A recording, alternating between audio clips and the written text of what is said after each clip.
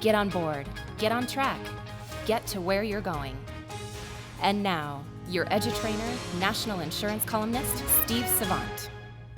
Hey, Steve Savant here, and I'm your edutrainer and coach for our edutrainment workshops, our entry level into life insurance. And all this week we're doing current assumption universal life.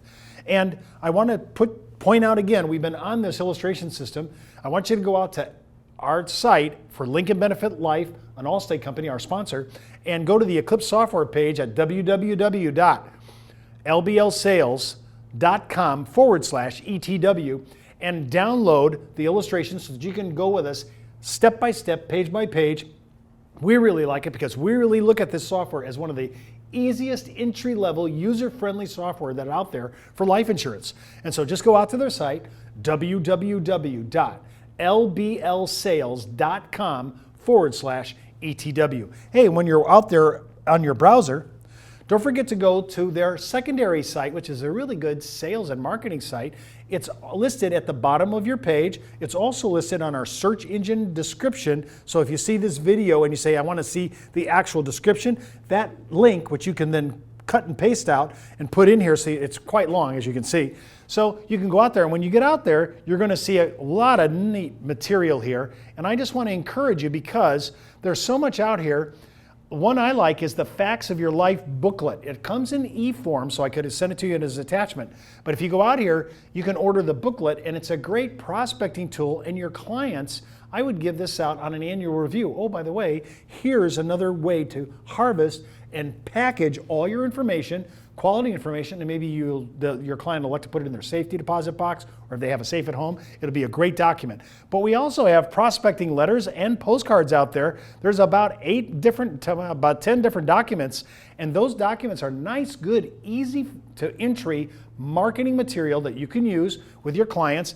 And all this has been approved by Allstate, but heads up, if you're with a different broker-dealer and you're going to send out this and they want you to submit your non-FINRA communications, you're going to have to get this looked at by your compliance department and approved.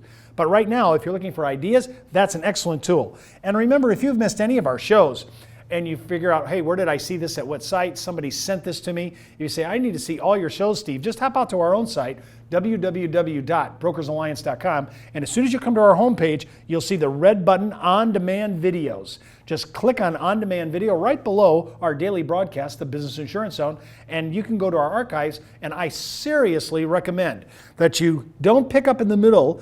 If you're looking for really good basic training in life insurance, that you go right to the front and do the very, very first episode.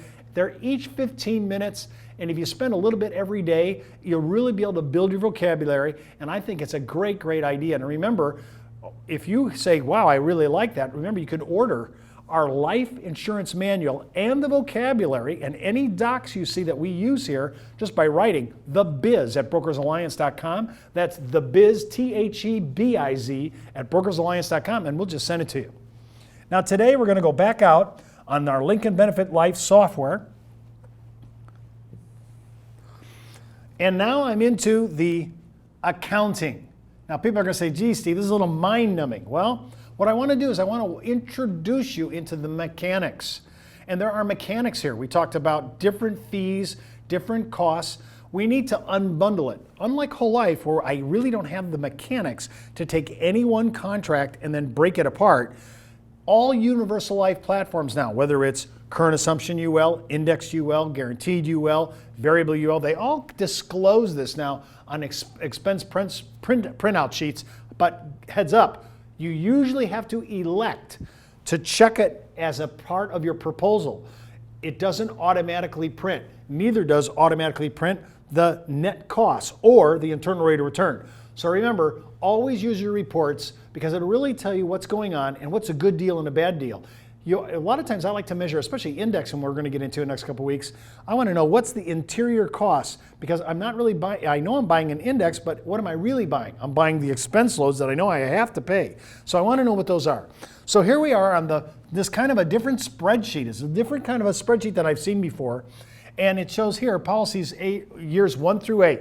So every year it adds my age. So I'm increasing 46, 7, 8, 9, 50, 51, 52, so forth. Now notice I pay $2,505 for this $1 million face amount. My premium charge, just to be able to process, is $125. My policy fee, the fee for the policy, is $102. My administration charge is $240, and my cost of insurance this year is $252. Now remember, I need to know, are these costs, are they fixed costs, contractually guaranteed, or could they go up? Keep in mind that what we're showing here is current company practice. So, although LBL has, in this case, Lincoln Benefit actually has a bailout provision, so if they actually accelerated or increased their cost of insurance, you could walk from the policy without a surrender charge. But keep in mind this, it also would show rider charges. So now I don't have any of those today, so I would have to say I have to pay my $125 premium charge, my $102 policy fee, my admin charge, my cost of insurance, and then I'd be able to say I have to pay that, then I can credit the earnings to the net number, and that would be my policy values first year. So keep in mind that this shows this every single year in my grid. Now I really like the balance sheet here because it spreads it out. Notice one thing that's changing every single year. In this actual balance sheet, it's showing the cost of insurance, and the first year is $252, but the second year is $277, $297 the third year, and so forth and so on. So when you start to get out here, you're going to notice, wow, everything's staying pretty static, but not the cost of insurance. So I'm in the second 9 through 16 years, and my cost of insurance is escalated to $395, $404, $435, and as I keep going out farther and farther, now I'm at retirement age, let's say 65, and right now my cost of insurance, remember the original year was $252, because remember, inside the Universal Life contract, we have an ART, an annual renewable term. It's stepping up. It's getting higher every year, right? And so I want to make sure, hey, is that number going to be okay with me? And it shows you the current company practice on cost of insurance. And when you look at this, notice at age, again, 65, it was $252 when I first started this, but 20 years later, I'm paying $879 inside the policy. And remember, we're still paying the level premium for the level death benefit. But inside the contract, these contract charges are coming out, and notice something, an anomaly with Lincoln Benefit here, which I think is kind of worthwhile showing. They have an administration charge, remember? A $102 for the policy fee, a premium charge of $125, and another $240 administration charge. But when you start to come out here, that administration charge after the first 5 years drops off. So got to remember, some of these contracts will not only drop off the admin charge, but they may start dropping off other fees and charges after you've been in the policy, kind of rewarding the policy owner for staying in the contract in a longer degree of time. Now, I'm at age 65. Let's go to what we think might be the client's life expectancy. This will show you, kind of give you an idea. If this client was standard male, we might be looking at age 84, where that price for that death benefit is $3,788. If he's at that age and he's going to die, let's say he might be preferred elite. We'll let him live a little longer.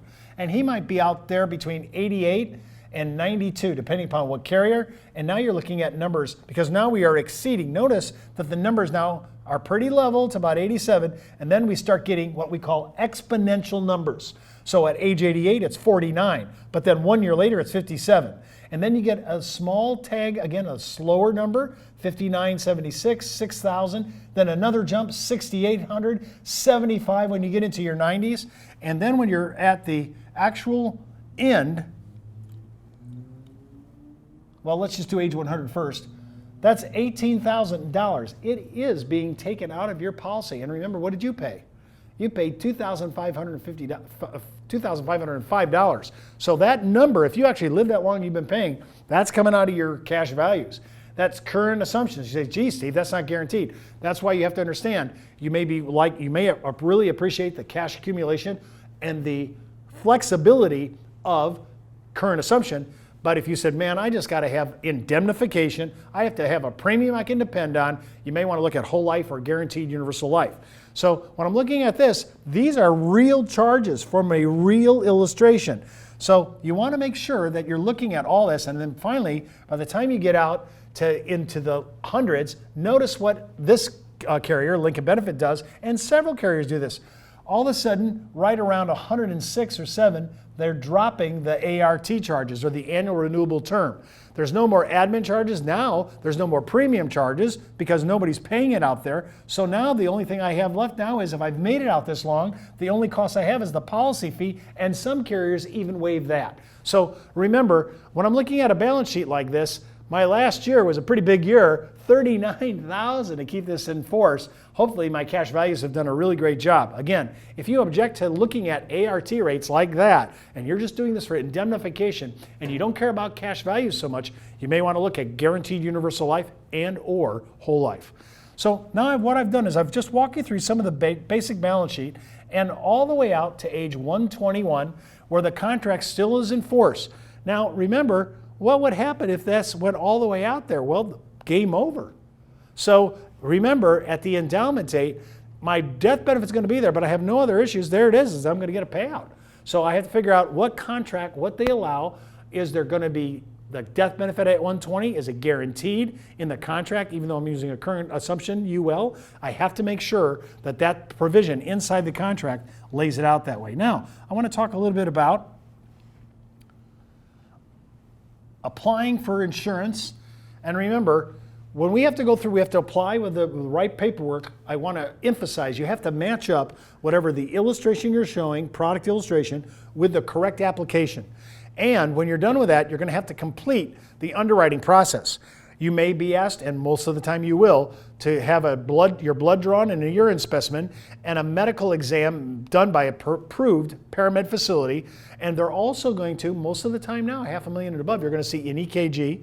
And you're also going to be able to sit down and go through what your policy is today. You want to review it while you're looking, while they're checking you out. You need to check out your policy and see what kind of numbers you have, see if it's a better deal to replace, or no, to keep it, or to add coverage, subtract coverage. That's why we need to have an annual review, and while you're reassessing your coverage, you can find out, hey, is this a good deal to go forward with or not? Now, as an illustrator, and I've been doing illustrations now for 30 years, and I want to look at what did I do. All these proposals have a basic illustration of what the illustrator did. This is the specs. I can look at here and say, if the illustration doesn't look right, I can say, what did I input here? What was did I do the right thing? And I'll look at, $250,000 of coverage, level death benefit option here. I paid all years.